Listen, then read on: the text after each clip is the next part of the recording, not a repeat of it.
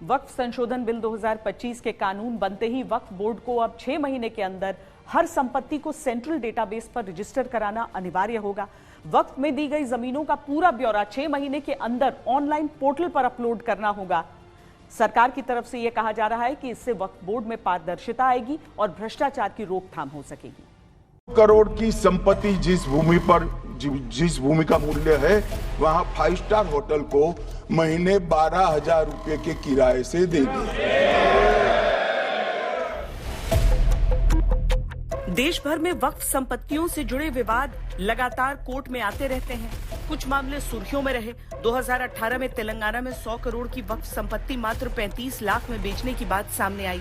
महाराष्ट्र सरकार ने 2017 में 2,500 करोड़ की वक्फ संपत्ति के गलत वर्गीकरण में वक्फ बोर्ड के सीईओ को निलंबित किया। 2012 में कर्नाटक में 2 लाख करोड़ की वक्फ संपत्तियां अवैध रूप से निजी हाथों में पहुंचने के आरोप लगे। 2002 में पश्चिम बंगाल में वक्फ संपत्तियों को औने पौने दामों पर किराए पर देने का घोटाला सामने आया।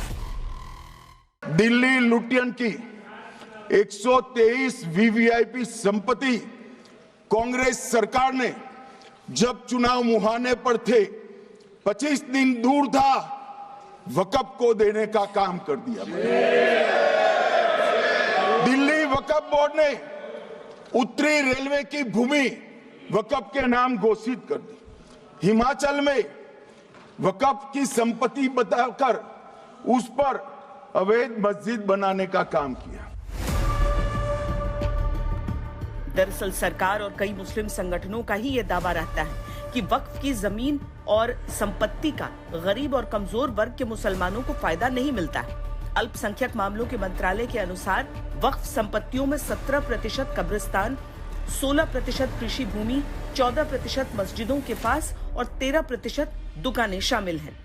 दुनिया का सबसे बड़ा और सबसे ज्यादा वक्फ प्रॉपर्टी हिंदुस्तान में है, तो फिर ये क्यों है 60 साल तक आप सरकार में रहे हैं, हमारे देश में मुसलमान इतना करीब क्यों है? जब दुनिया का सबसे ज्यादा वक्फ प्रॉपर्टी हमारे देश में है, तो हमारे गरीब मुसलमानों का पढ़ाई के लिए, मेडिकल ट्रीटमेंट के लिए, स्किलिंग के लिए, इनकम जनरेशन के लिए क्यों काम नहीं हुआ आज तक? बताइए। ये दुनिया का सबसे बड़ा वक्फ प्रॉपर्टी अगर हिंदुस्तान में है, तो उस प्रॉपर्टी से गरीबों का उत्थान के लिए, लोगों का भला के लिए अगर ये सरकार नरेंद्र मोदी जी के नेतृत्व में गरीब मुसलमानों के लिए काम कर रहा है, तो इसमें आपत्ति क्यों होना चाहिए? आप लोग बताइए। वक्फ के विवादित दावों की बात करें तो मुंबई के मीनारा मस्जिद से लेकर श्री काशी विश्वनाथ तक वक्फ के दावों में सब कुछ उसकी प्रॉपर्टी है। हालांकि ये दावे कोर्ट में सवालों के कटघरे में है। उत्तर प्रदेश में सरकार का दावा है कि वक्फ बोर्ड द्वारा बताई गई 78% संपत्तियां वास्तव में सरकारी हैं और उन पर किए जाने वाले दावे गलत। देख रहे हो, यहाँ पर भी निषाद राज की पौराणिक भूमि पर कब्जा और जगह जगह शहरों पर भी वक्फ के नाम पर कब्जे किए गए हैं।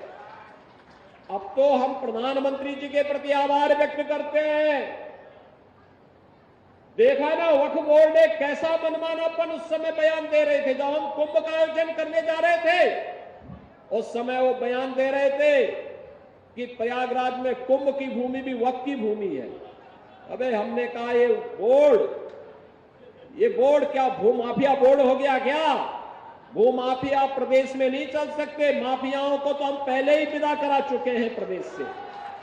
मान्यवर ये कहते हैं कि इसका हिसाब किताब न करो। वक्फ संपत्तियों की आमदनी में भी घोटालों के कई आरोप हैं।